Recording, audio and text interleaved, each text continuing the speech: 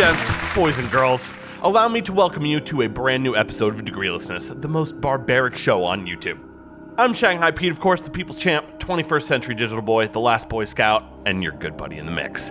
Tonight, I thought it'd be fun to get deep inside our main story right away, which is a review of Call of Duty.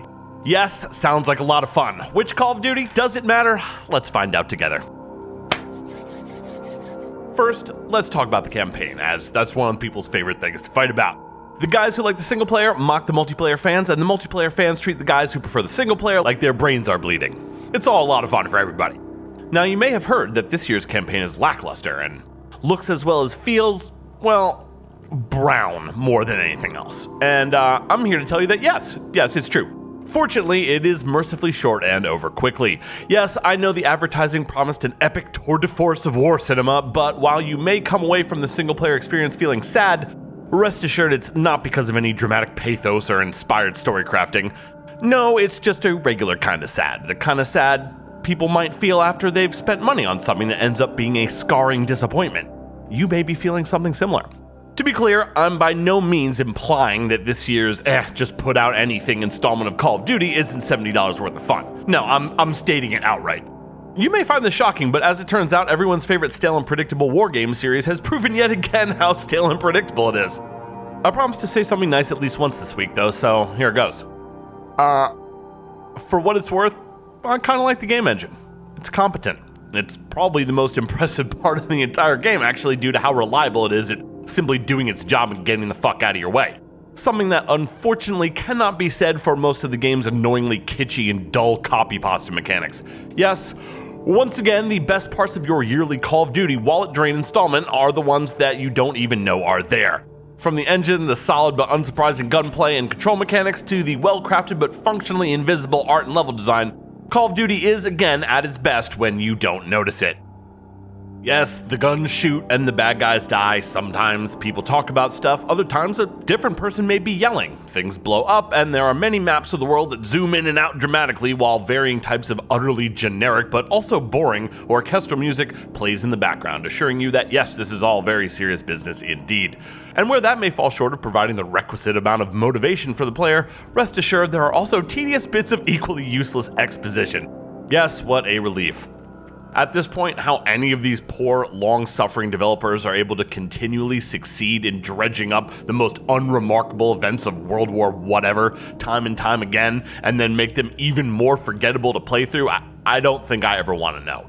Yes, let's leave that particular stone unturned, shall we? In fact, you could probably classify it as an achievement to somehow manage to make shooting guns boring. At this point, as insane as it sounds, playing it safe is likely part of the Call of Duty design document. Mission variety? No.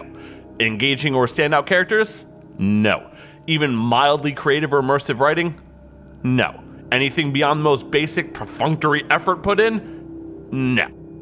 Now, I know I often talk about how basic I am at many games, but not FPSs. Hand me a Souls-like, something similar, I'll get wrecked all day. But give me an FPS and I'll wax that ass real quick.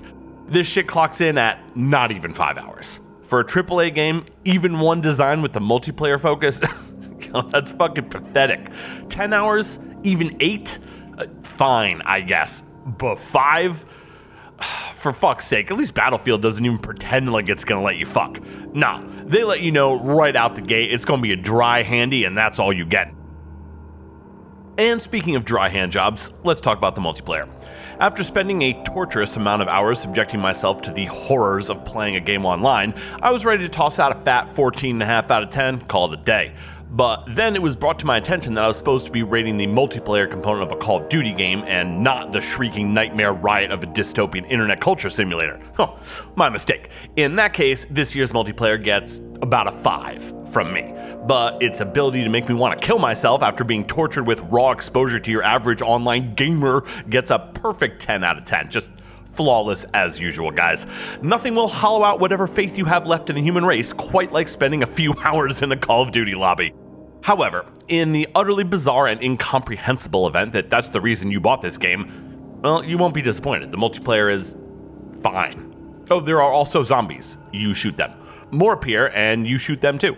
Sometimes they kill you before you shoot them. Indeed, quite an inspired gameplay loop. I can't imagine where they came up with it. If this happens to be your thing, don't worry, the zombies definitely are here and you can definitely shoot them. I guarantee it's the most fun you can have using a video game as a babysitter. Yep, that's Call of Duty in this foul year of our Lord. Put it on so you have something to stare at, and then a few hours later blink and wonder what you've been doing all day. It's more of a machine that eats time than a game, really. And at this point, you are simply not going to be able to convince me that any actual humans are still involved in making what amounts to little more than increasingly transparent and insulting yearly cash grabs.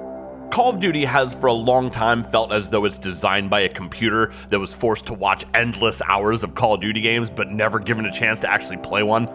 Even worse, that's how I feel as a Call of Duty player. Like I don't even need to play the game anymore to know exactly what it's like. And that's why I give Call of Duty World War whatever 6 out of 10. That's our show. Thank you so much for watching. We love you today. We love you all the way. Yes, I know. Stop everything you're doing. We've got a controversy, everybody. How dare I not bend the knee to the industry's yearly Call of Duty festival? Truly unprecedented times we're living in. For that matter, is this review even about the new Call of Duty? Can you tell? Does it matter? Have I even played a Call of Duty in the last few years? There's no way to know, and that's the point. To inject just a brief moment of sobriety here, though, if the very public, gradual decline of this series hadn't been enough to let you know it was on its way out, the shameless recycling of the Modern Warfare brand definitely should have. You know the wells run dry when you're forced to regurgitate the stuff you've already dredged up. And despite all my sophomoric amusement, I am sad to see it go. But please, you gotta let it go. Don't make us watch this. It's embarrassing. I do have a bit of good news though for any Call of Duty fans that are left. The brand itself isn't going anywhere. As we know, a game not being fun anymore has little or nothing to do with how much money it's able to make, and this motherfucker makes bank. So don't you worry, we'll be doing this for years. Woke up, smoke up, blunt, then I pass out. Pass out. Woke up, what up, smoke up, blunt, then I'm back down.